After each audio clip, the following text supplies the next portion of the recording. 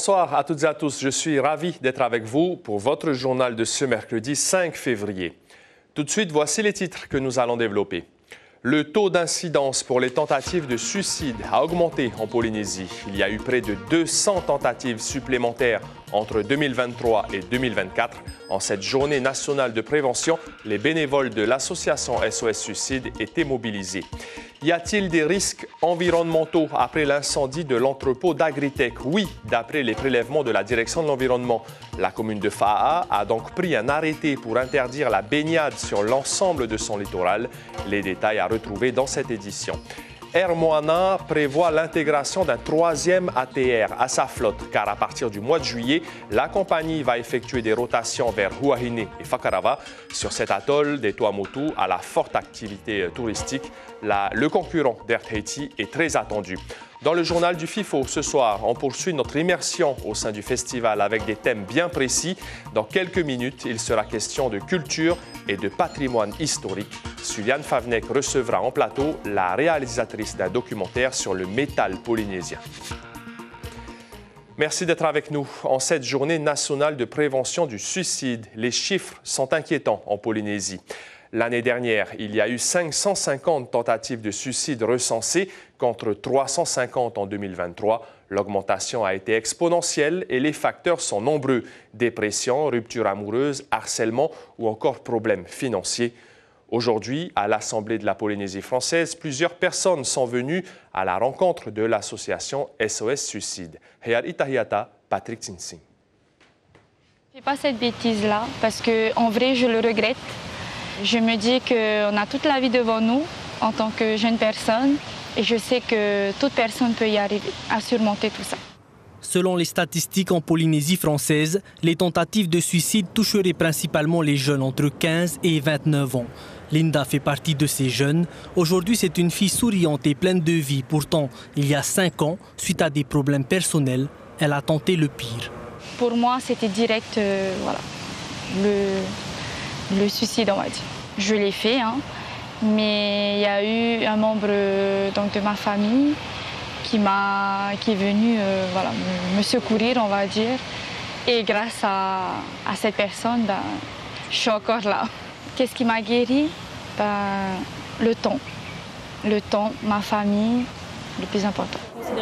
Pour aider les jeunes comme Linda, les associations ne manquent pas au FENUA.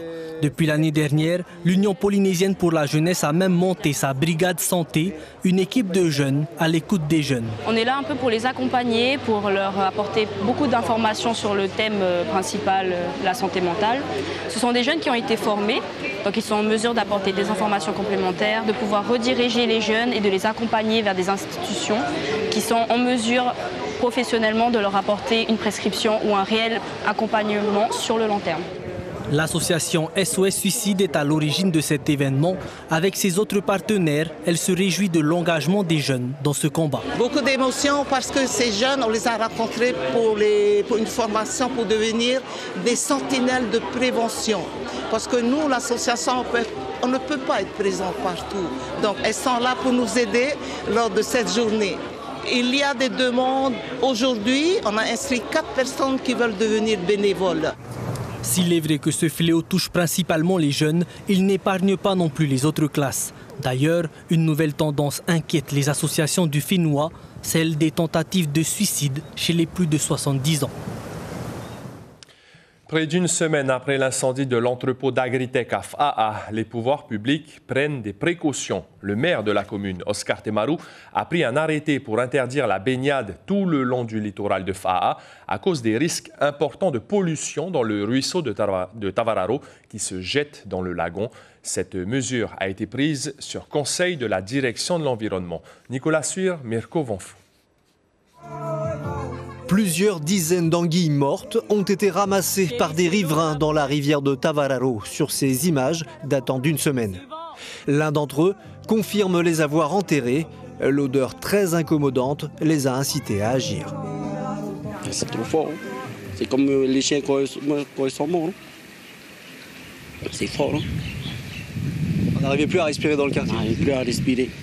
Ah ouais, mon cousin qui est parti là, on scooter, c'est lui qui m'a dit hey, mon cousin, on va aller ramasser tout. On est parti tout ramasser d'en haut jusqu'en bas. Par mesure de précaution et sur les conseils de la direction de l'environnement, la mairie de Faa'a a décidé de prendre un arrêté interdisant la baignade et recommandant la prudence quant à la pêche.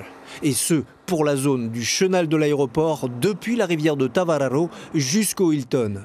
Un arrêté pris pour aujourd'hui et jusqu'à une date indéfinie. On veut s'entourer maintenant de consultations ultérieures beaucoup plus approfondies avec des techniciens qui sont compétents dans ce domaine-là, notamment sur la pollution exacte. Le gouvernement déclare être en train de préparer un communiqué concernant la pollution générée par l'incendie. Le patron d'Agritech, que nous avons rencontré ce matin, déclare ne pas vouloir s'exprimer tant que l'enquête est en cours.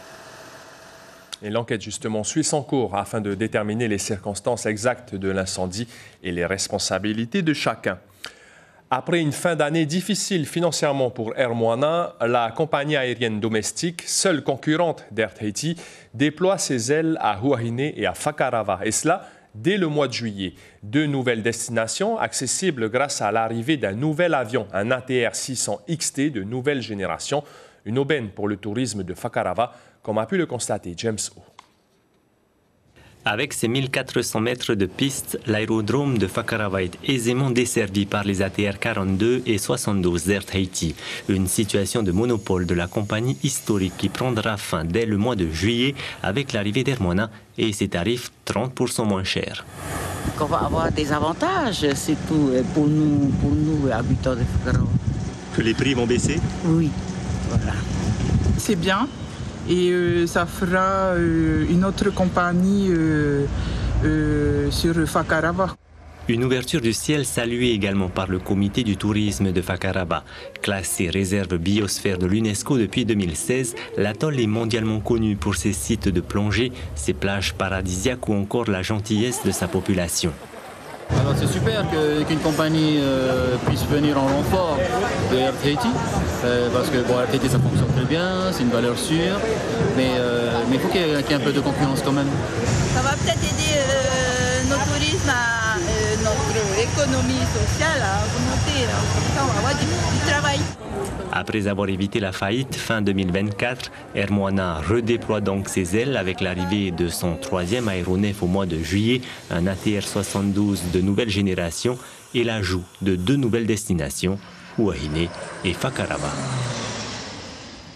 Du sport maintenant avec le Lexus Pipe Pro à Hawaï, première étape du WCT, le circuit mondial élite de surf. Vahine Fierro s'est incliné aujourd'hui en 8e de finale face à Brisa Hennessy, surfeuse du Costa Rica. La Tahitienne finit 9e et engrange donc 2610 points.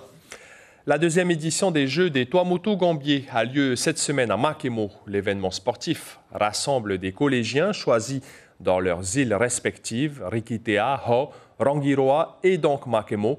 Chaque commune a envoyé 12 jeunes athlètes et 2 accompagnateurs pour concourir dans plusieurs disciplines, va'a, volleyball, tennis de table, parcours d'orientation ou encore tu'aru ma'ohi. Ces Jeux des Tuamotu-Gambier ont rassemblé près de 200 personnes durant plusieurs jours. Une satisfaction pour François Bettencourt, directeur de l'USSP, que l'on écoute au micro de Philomène Teahionui. L'impact, il est très fort, il est à la fois sportif et culturel. Ces jeux sont le moment d'échange, de rencontre sur l'aspect sportif et encore une fois sur l'aspect culturel, comme on a vu ce matin à la cérémonie d'ouverture.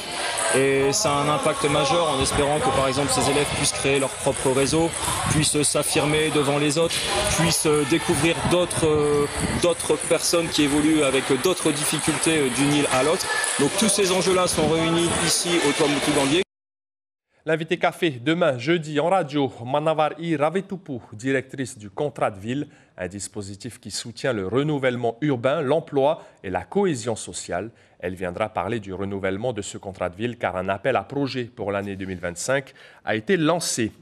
C'est la fin de cette édition d'information. Dans un instant, retrouvez le journal du FIFO présenté par Suliane Favnek. Passez une excellente soirée. À demain. Prenez bien soin de vous.